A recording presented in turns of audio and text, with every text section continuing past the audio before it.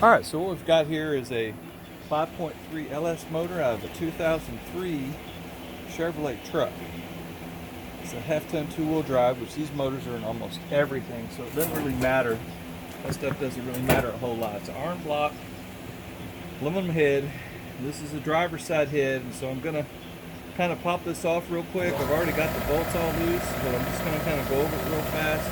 The pull packs are off already. Everything else is taken off. There's no spark plugs or anything in the way.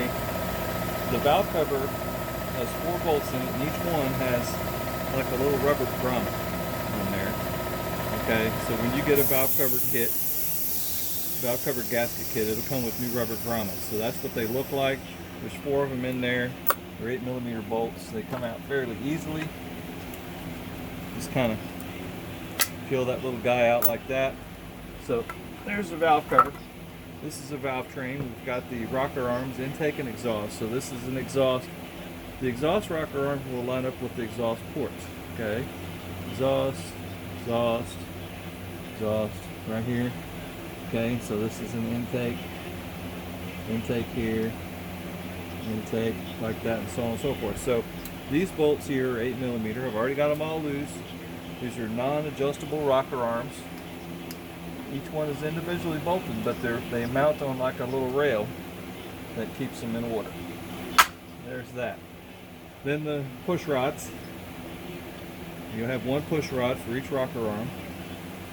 I already took all those out. I already took all the head bolts out except this one right here. Okay.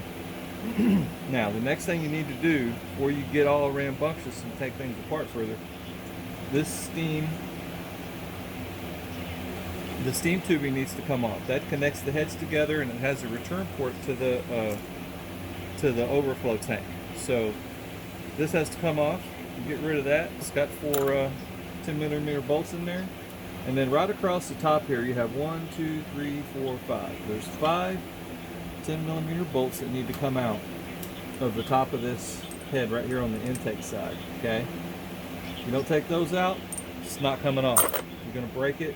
You'll be having a bad day. Nobody wants to have a bad day. Nobody wants to have a bad day, man. Alright, these aluminum heads are pretty light. I mean, they probably weigh maybe 15 pounds or so. But just be careful when you get to that last bolt. You know, you want to make sure and not drop it on your toe or electrical cord or anything else. But that one in the middle, some of them are long and some of them are short, so you'll figure that out. Sometimes some people replace the head bolts, some of them don't. I think they are a torque to yield style bolt, and that doesn't mean you have to replace them either.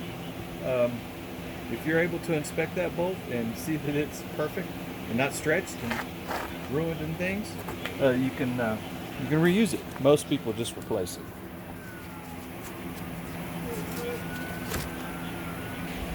Alright, so we're going to pop this head off of here. Got all the bolts out. Have a look and see what the situation is. I don't really expect to see much under there. Might be a little water come out maybe. That's about it.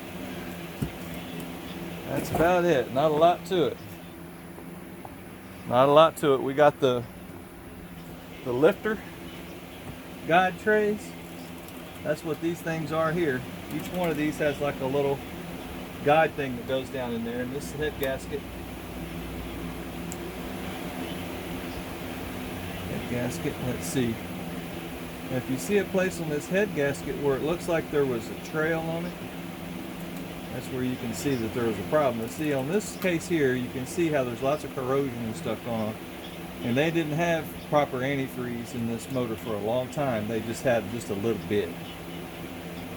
Just tap water. So we take it to the machine shop, have them bat this thing out, and blast all that old crud out of there. But yeah, you take out these bolts here. They look like they're 8s. Well, they might be 10s. Yeah, those are 10s.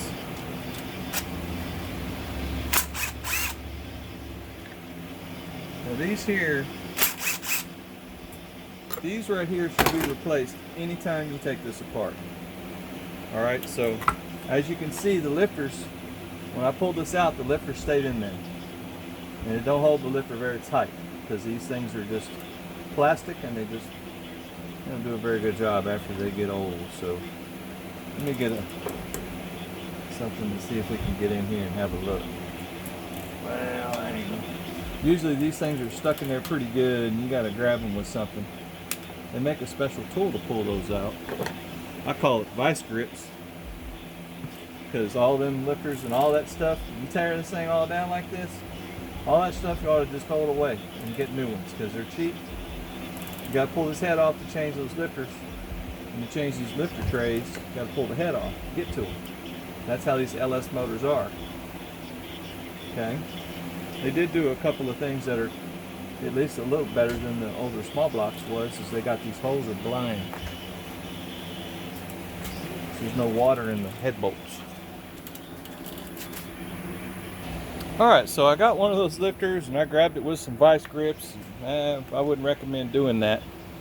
But I pulled it out, and usually what it'll have is it'll have a place down here. You can see that line there where some debris has built up, and it makes it real hard to pull this out the hole, okay?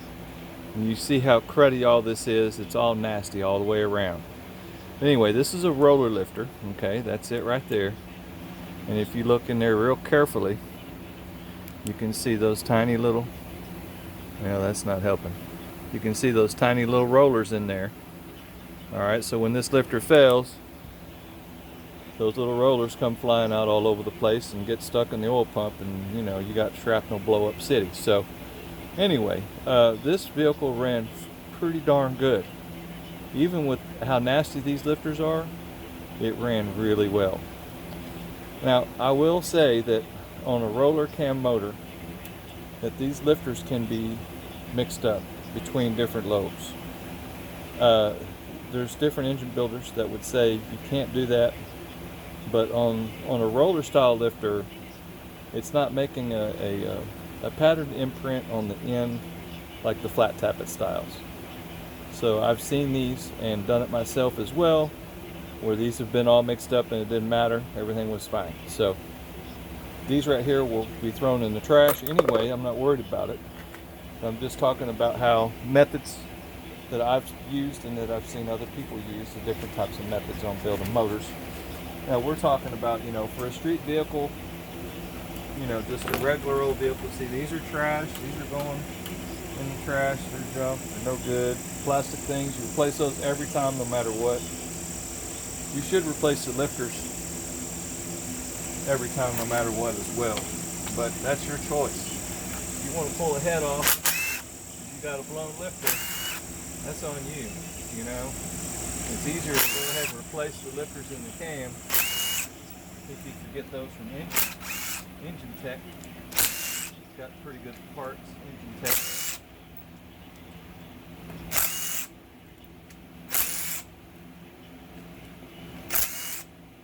The valley pan here, or valley cover, or wherever you want to call this thing. This has the knock sensors in here. Now see, whenever you mess with these knock sensors, you should replace this whole harness. Okay, don't mess around with this old junk ass harness, okay? Because this stuff gets brittle and it starts shorting out and getting nasty. Knock sensor harness is cheap, because if it fails, you gotta take the whole motor apart. And I don't like just shotgunning parts on things, but something like that, it's a lot of trouble when it gets messed up. Nobody wants to do all that. So let me get the tool and take those two fellers out, because those knock sensors are nasty anyway. It's all full of water and it's been setting out. So I'm gonna get a tool for this, and we can pull that cam position sensor off too.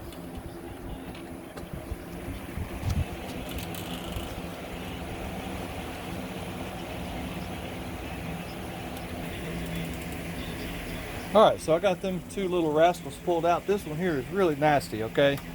And it's been in there for a long time, probably original parts, all rusty, and you know, it looks like it's been sitting there full of water for a long time. So we'll throw that away. This one looks like it's been replaced. Looks like it's been replaced, but anyway, we'll see about that one. Now this thing here You jiggle it around, it comes off fairly easily. You have to take those two sensors out before it'll come off. It has a seal on each side, and as you can see on this side, the seal came out. And if these seals don't work properly, then you'll get water down in here.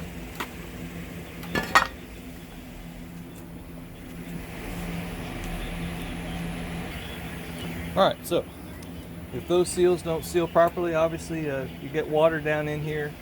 The water will contaminate things and cause problems. So I'm not going to mess with that. This is the gasket for that. Throw that in the trash. We have a special socket. The special socket gets out that oil pressure sending unit. It's got to be really deep and long. And I've had this socket for a very long time. It's an OEM tool. It's just something you get at the auto parts store. But it's multiple sockets in one. It's a 1 inch and it's a 1 1/16, and it has the funny little reliefs in it for this sensor to fit into. That's all there is to it. I mean, usually if there's a problem with the oil pressure sending unit, you'll see that there's oil contamination inside here or leakage around out here somewhere. As far as this is concerned, it's not that hard to replace. It's not a disaster. Usually they're busted when they pull the motor out. But this is a crank position sensor, so it just has this one bolt in here. It's a pretty common bolt throughout the motor. And if you want to save something like this and put it in a baggie, that's fine. But I got a pretty good idea about where it goes. But this is it right here. The cam position sensor reaches down in there and gets the signal off the end of the camshaft. And some of the LS motors will have this on the front of the motor in the timing cover. So they're a little different for some of the later year models. Now this one here does not have DOD, okay? If this had cylinder delete or cylinder modification, hydraulic assembly would be here. This doesn't have that, okay? So it's a real obvious what we have here, and this is a good time, you could look down and you can see your camshaft lobes and everything. I think that one camshaft lobe in the back looks like it has a little damage on it. You can't see it from there, but anyway, this is the kind of things you look at. Now when I rebuild this motor, I'm going to inspect everything. New cam and lifters, new cam guides, new gasket set. We'll get new knock sensors and stuff like that. And it'll go back together right. I'm not going to put any of this old wore out junk on there, overheated parts. So let's pause this for a moment. I'm going to get the camera moved around, and we'll get this thing a little bit in a different angle so that we can see what's going on here. All right, so I'm pulling these lifter guides out on this other side, and wanted to take a note here of this bolt, on what these bolts look like. They're a little different than the other bolts. These are special bolts specifically for the guides, the lifter guides. Okay, so there's 2 on each side. There's 4 of these total, just in case. It has a shoulder in it, so that when you tighten this in and torque it down, it centers in on this hole, centers in on that hole there, okay, and torques it down, holds this thing down in there. These things here are junk. Throw them away. That's the easiest way to deal with those things. So if they fail, the lifter spins and rubs sideways on the cam and eats the cam off, and you've got problems. Alright, so I've got this Harmonic Balancer coming off here. It's got this huge bolt that you got to take out. It's like a 24 millimeter bolt, 24 millimeter socket. But I've got this cheap puller. Looks like it's going to pop it off. You just got to give it a little bit at a time. And it'll slowly come off. Just have to be patient.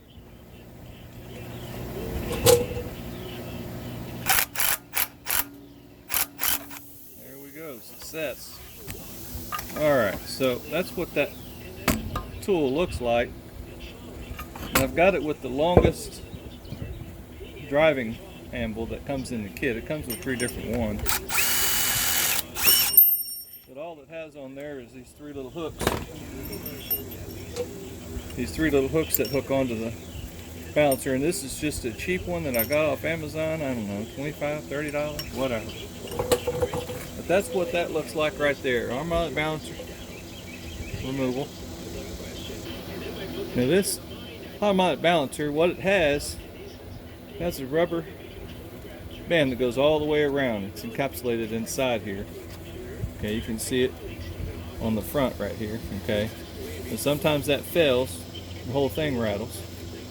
And on this particular motor, it does not have a keyway in the Harmonic Balancer. It's just pressed on, and that's it. That's where the front seal rides on this area here. You can see that it's got a lot of goop on it, but it'll clean up just fine.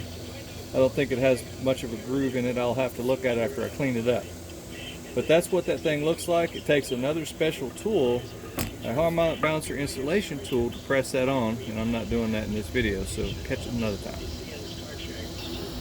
Alright, so I've taken all these bolts out of this timing cover assembly, and on each side there's a small little ledge here that you can use to pry on, and then just don't forget that there's a couple of bolts here in the bottom that go up through the oil pan, so you just pry on that a little bit and it pops off. That's all there is to it. It's fairly easy to get that little feller off. Now this is the oil pump.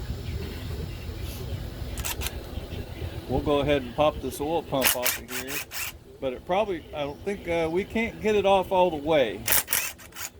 The oil pump pickup screen downstairs in the oil pan has a bolt in it, and we'll have to deal with that in a little bit. So that's not going to come off yet, but I'm just getting some of these bolts loose and getting them ready. This is the camshaft gear here. It's a 3-bolt camshaft gear. Some of them are a single bolt. This is a 3-bolt. It doesn't have any pickup components on it or anything. This is just a standard camshaft. Okay, nothing special. No variable valve timing, no cylinder delete, no nothing.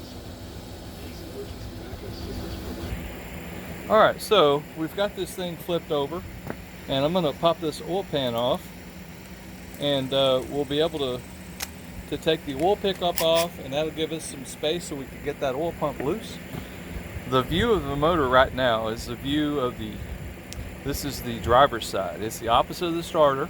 This is where the oil filter is. That's the oil filter mount there. So let me get these bolts out and take it to the next step. Okay, so I got them all loose. There's one there that you couldn't see in the picture there, and I just moved it so you could see it. It had a cover over it. Right here, there was a little cover there, so took that cover off so that one will come loose. Let's get this little filler off of here. Have a look at things.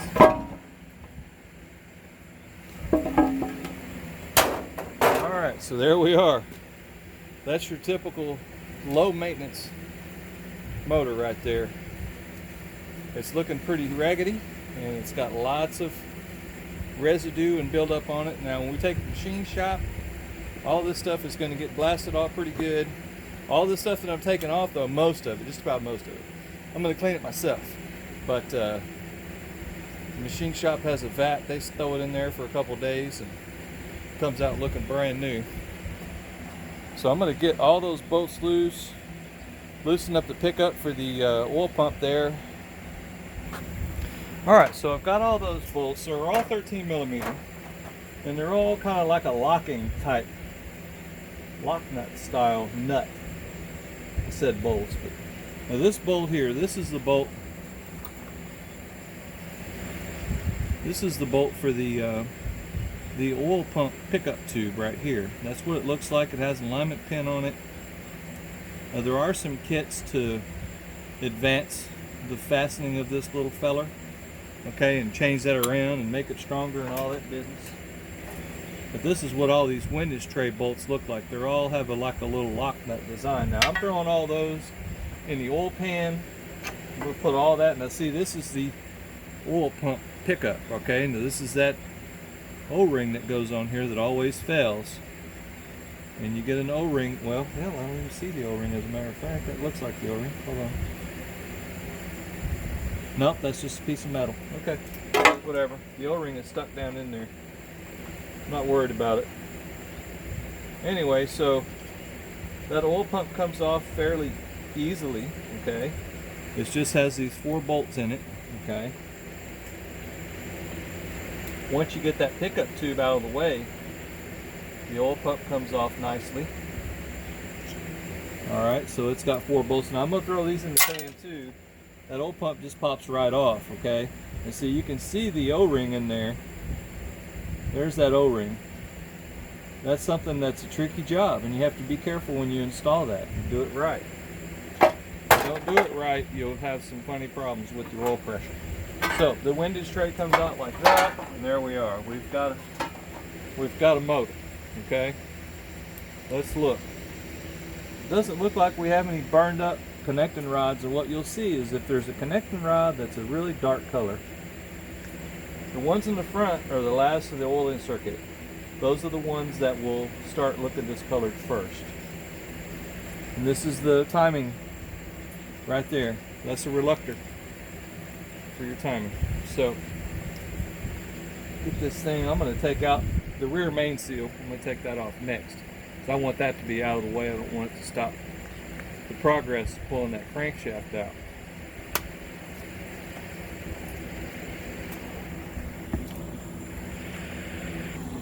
Alright, so I've got this thing moved around so we can see the rear main seal. It's not that big of a deal to take this off, but you know, I need to show things. Like I'm actually doing work here today. Folks came along to look at a disassembly video, and that's what we're going to get. These are all 10 millimeters.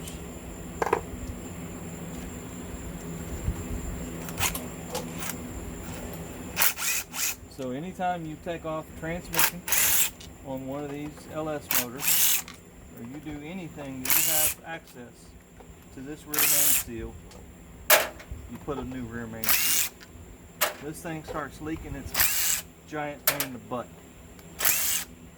So new rear main seal will be installed.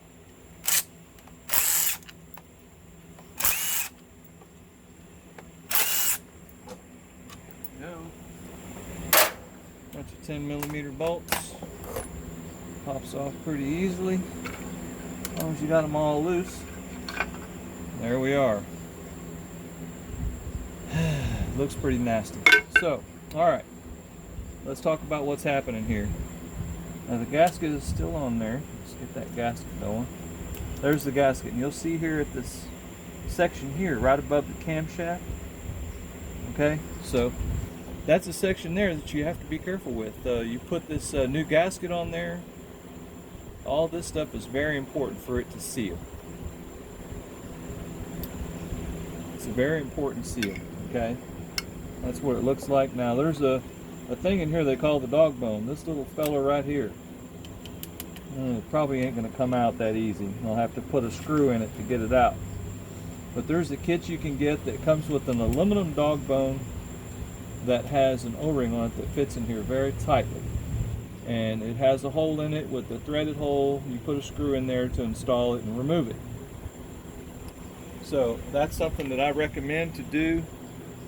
If you're going to build one of these, get one of those aluminum dog bones to put back in there.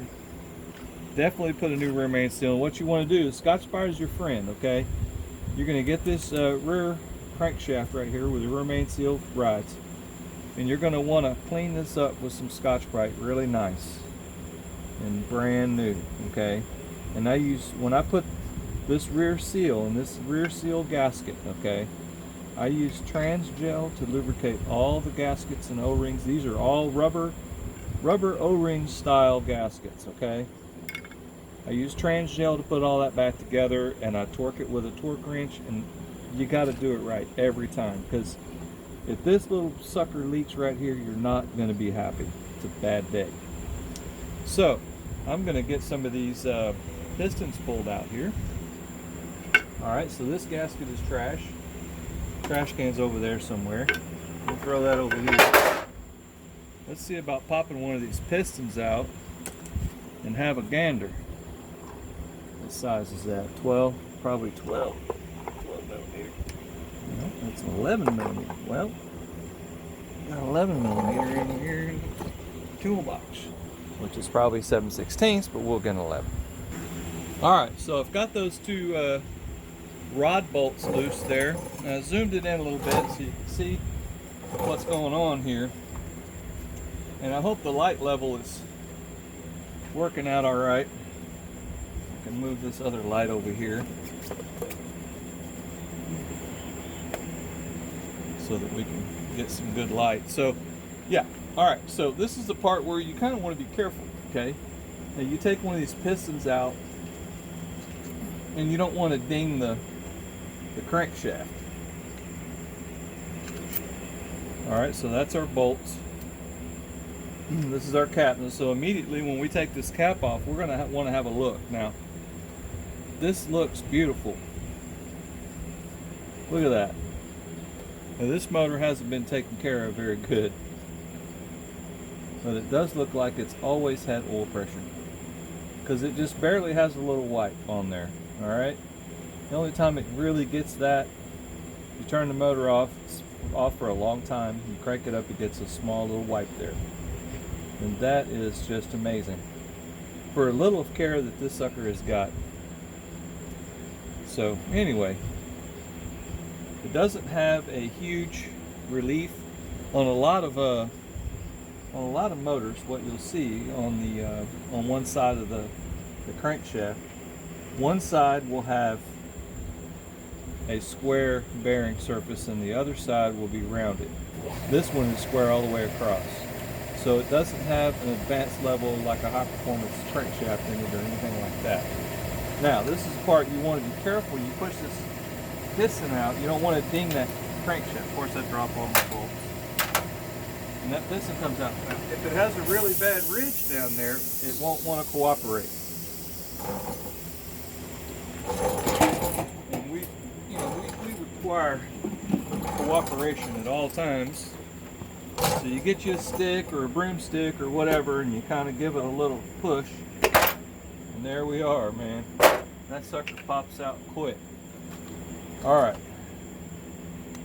so our wrist pin is a little catchy, okay? It's not beautiful, but it only needs to work in a small range, and I'm talking this much range.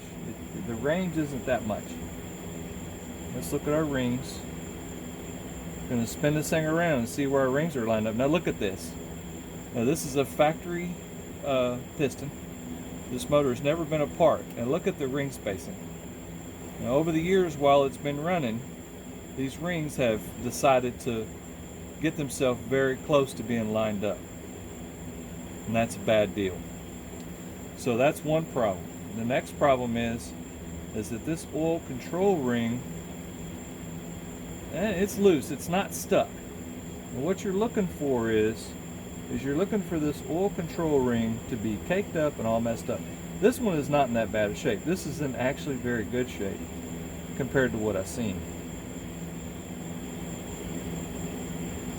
So I'll get the rest of these pistons out and we'll pop that crankshaft. We'll see how things are going here. It's looking pretty good for an old ratty old motor, isn't it?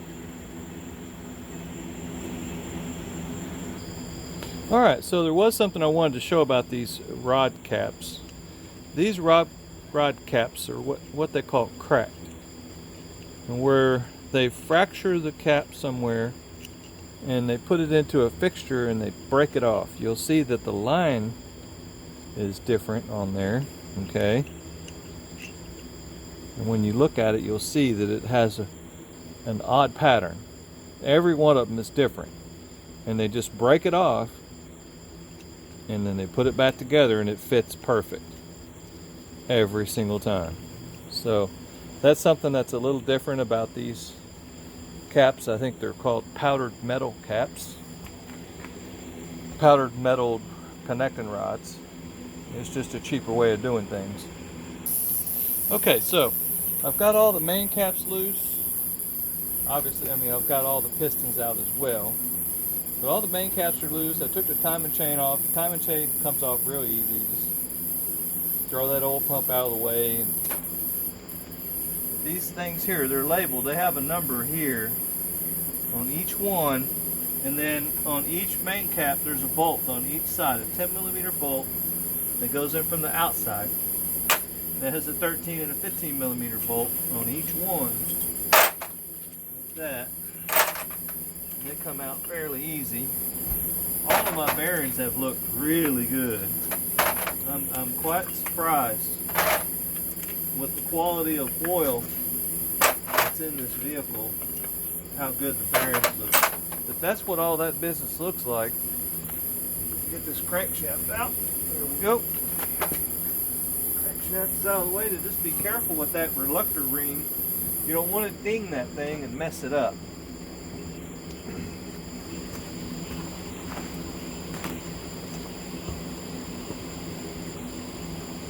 And you don't want to ding that crankshaft and mess it up either. Now from this point here, we can see our lifters.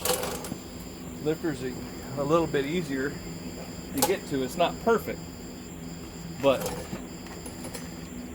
that camshaft's not going to come out with all these lifters in the way, and we're going to replace these lifters. So just give those lifters a little bump there. If you're going to reuse the lifters, well, you're going to have to use a little bit easier of a method to get them out, because these suckers are stuck pretty good. They got quite a bit of grunge built up on them. I pulled a couple of them out with some vice grips, and it was quite a task to get them out. So, and we're not reusing this camshaft or these lifters, but the only way that you can get this camshaft out is to push them lifters out of the way. Let's see if we got enough of them down. There's still something holding it. One of them is holding it somewhere. Oh, well, we have a camshaft retaining plate. Sorry, I forgot about that. Pop the camshaft retaining plate off, which has just got a bunch of 10mm bolts in it. That comes off fairly easily.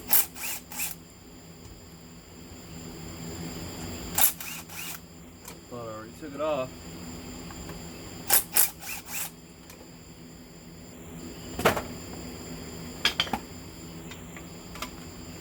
Alright, so there's your camshaft retaining plate. Now what you're going to want to do is you're going to want to replace this, because it does have a seal built into it, but it just has these 4 bolts that hold it in.